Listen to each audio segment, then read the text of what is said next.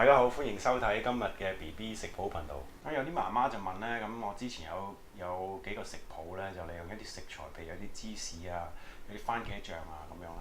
咁啊煮完俾 BB 之後咧，就發覺剩翻好多呢啲咁嘅食材，就唔知點算。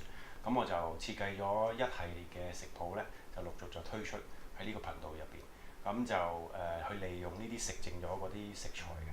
咁啊，希望大家首先將茄子切片。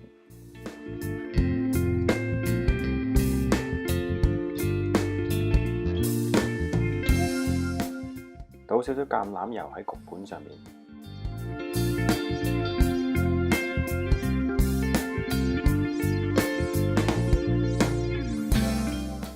擺入焗爐焗大概3至4分鐘。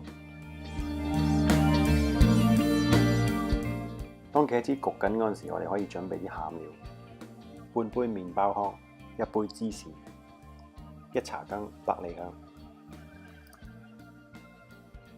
半隻檸檬嘅皮，我哋將佢刨絲，跟住再加啲檸檬汁。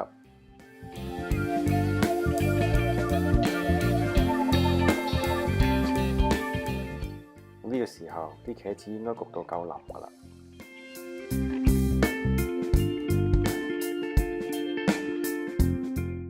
擺一羹餡料喺茄子嘅一邊，跟住捲埋。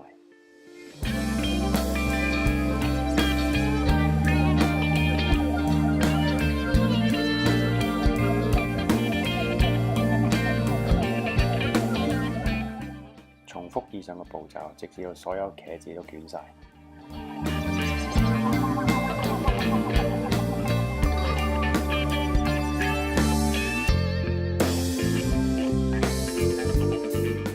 將啲自製嘅番茄醬倒入去焗兜入邊，大概一半滿到啦。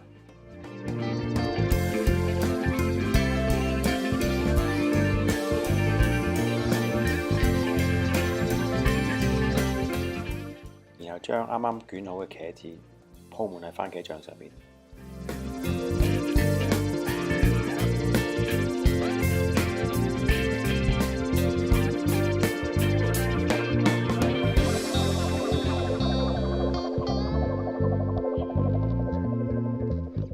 然後放入220度嘅焗爐焗大概15分鐘。